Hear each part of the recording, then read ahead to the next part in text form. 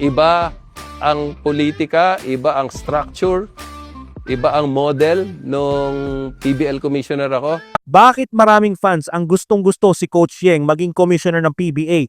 Pero ang pagiging commissioner ng PBA, hindi yun boto ng fans. Ito ay desisyon ng mga may-ari ng team at may mga bagay silang tinitignan na hindi lang sino ang matapang magsalita.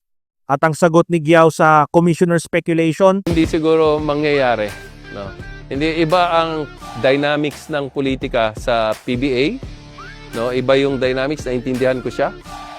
But hindi siguro mangyayari. hindi dahil ayaw niya, hindi dahil hindi siya marunong, kundi dahil ang pagpapatakbo ng buong liga ay may ibang requirements. Kailangan ng agreement ng mga team owners, kailangan ng suporta ng executive committee, at kailangan ng tamang timing.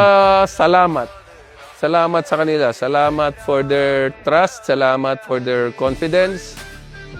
But sabi ko nga, malayong mangyari.